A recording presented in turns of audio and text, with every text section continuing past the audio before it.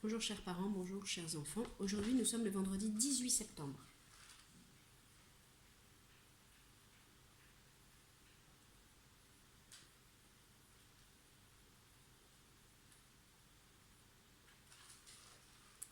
Alors aujourd'hui, comme tous les jours, en matière principale, nous allons faire du français et des mathématiques. Donc lecture, écriture et mathématiques avec de la numération encore. Donc aujourd'hui, on va apprendre un nouveau son, le son O. Donc je vous le montre, on fait ce symbole-là, c'est assez simple. Il y en a beaucoup qui arrivent finalement à être... où la gestuelle représente un peu le signe, donc finalement c'est assez facile pour les enfants. Donc le son O, on a appris le I, le U, le A et maintenant le O. Donc sur le livre de lecture, vous allez pouvoir voir à chaque fois les écritures qu'on peut trouver dans les livres, les écritures scriptes, et ensuite les écritures cursives, celles que les enfants écrivent. Même exercice que pour le précédent son, il faut repérer dans toutes ces images le son O et dire que l'enfant vous dise dans quelle syllabe est le son O. Ici, vous avez plusieurs mots. L'enfant doit montrer avec son doigt où se situent les O. Ensuite, ici c'est une question de lecture. On commence à avoir de plus en plus de sons. On en a 4 désormais, voyelles. O, I, A, U. Donc voilà. Et avec un... Il faut que ça commence à devenir vraiment une bonne... avec un bon rythme, qu'il arrive à lire avec un bon rythme. Il y a toujours 2 lignes avec une en script et une en attaché pour qu'il passe d'une écriture à l'autre. Ils peuvent sur une petite feuille écrire les lettres que vous leur dictez. Par exemple, celle-ci dans cet ordre-là ou un autre, ne vous inquiétez pas. En tout cas, pas plus que 5, 10 lettres, c'est suffisant pour l'écriture. En ce qui concerne la lecture, l'écriture, donc on entame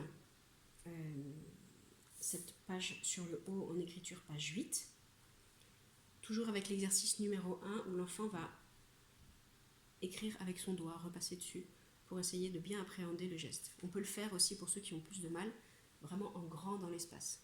En maternelle, les enfants ont souvent appris en le traçant dans de la semoule ou en le manipulant avec de la pâte à modeler. En général, ils ont passé cette étape-là. Après, j'ai pas eu le temps de me rendre compte vraiment de ce que chaque enfant sait faire, puisqu'on n'a pas eu le temps de beaucoup se voir jusqu'à présent. Mais normalement, s'ils arrivent déjà à bien le tracer ici, ou à le faire après dans l'air, devant vous, et les yeux fermés, ça leur permet vraiment d'appréhender cette lettre. Donc, je vous indique comment il va falloir l'écrire et comment il faut commencer. Donc, l'exercice numéro 2, il va falloir faire 2 lignes de haut. Donc, on fait toujours notre petit trait qui tient notre lettre pour pas qu'elle tombe ou pour qu'elle donne la main à son voisin. Et ensuite, on va tracer comme le A, dans le sens inverse des aiguilles d'une montre, un cercle. On revient dessus et on lui fait une petite queue qui monte. Attention, beaucoup d'enfants font la petite queue très basse et ça ressemble plus à un A qu'à un O. Donc il faut vraiment qu'ils prennent l'habitude de remonter pour faire une queue qui remonte encore plus. Voilà. Ensuite, dans l'exercice numéro 3, il y a des mots, il y a des O et il faut entourer les mots dans lesquels il y a des O. Donc 3, quand je vois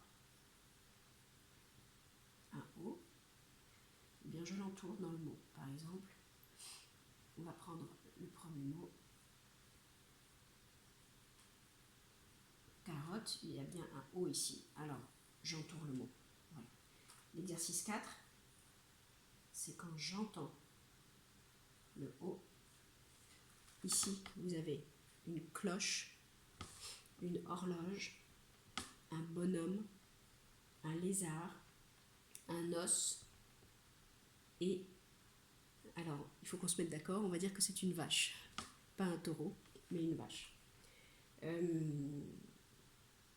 Vous avez peut-être entendu quand j'ai prononcé le mot cloche et horloge, on a parlé du O, on n'a pas parlé du O. Il faut que les enfants sachent que souvent quand il y a des consonnes, le O va s'ouvrir pour s'attacher aux consonnes et qu'on le prononce un petit peu plus ouvert. On ne dit pas un O fermé, mais un O. On ouvre un petit peu plus les lèvres. Voilà, mais c'est la même lettre. Et quand ils entendent O ou O, il faut qu'ils disent que pour l'instant, on l'écrit en faisant cette lettre-là. Voilà. Ensuite, en mathématiques, nous en sommes à la séance 6. on est toujours en numération avec les nombres de 0 à 10. Alors, vous n'avez pas, vous allez voir le matériel dont je vous ai parlé, mais vous allez pouvoir utiliser d'autres moyens dont je vais vous parler après. Donc, la séance 6, page 16, on est là pour représenter les nombres et les comparer. Donc, on voit sur tout un tableau des tortues, je ne sais pas si ce sont des oies ou des oiseaux, des pigeons, peut-être des oies on va dire, des petits oiseaux, des écureuils et des petits hamsters. Voilà, et les enfants, Adèle et Maël, vont comparer le nombre d'animaux. Et en fait, ils vont comparer en faisant un petit train. L'avantage du petit train, c'est qu'ensuite on peut les mettre l'un à côté de l'autre et comparer lequel est plus court ou lequel est plus long pour comparer la quantité et savoir qui est plus petit et qui est plus grand. Et c'est toujours en faisant toutes ces petites manipulations de plus grand et de plus petit que l'enfant arrive à appréhender les quantités et à comprendre les rapports qu'il y a entre les quantités.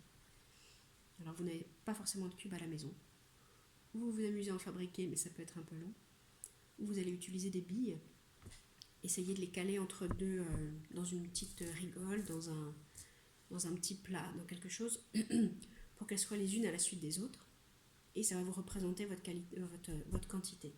Alors, ou des billes. Vous pouvez prendre des carrés de sucre si vous avez des carrés de sucre, parce qu'ils ont tous normalement la même taille. Voilà. Le but, c'est vraiment qu'il y ait une unité qui est à la même taille pour pouvoir représenter des quantités et pour pouvoir les comparer.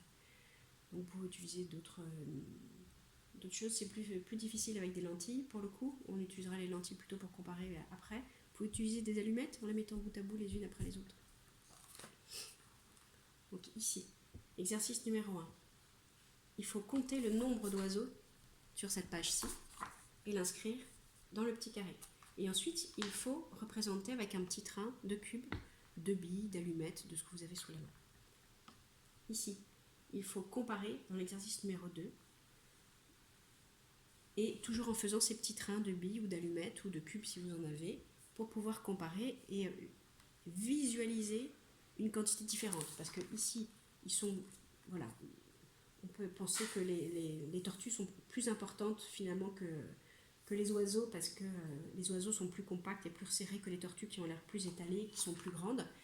Et en fait, c'est en faisant justement ce comparatif avec des petites unités que vous allez réussir, que l'enfant va réussir à visualiser les quantités et les comparer. Ici, ils introduisent toujours le mot égal, plus grand que, plus petit que, avec les symboles égal, plus grand que, plus petit que. Et l'exercice numéro 3, il faut comparer deux quantités. Ils les ont rangées en petits trains pour que les enfants puissent visualiser un peu comme s'ils avaient leur cube devant eux. Voilà. Et bien, nous sommes vendredi et normalement nous reprenons l'école lundi. Voilà. Bon week-end, merci de votre investissement.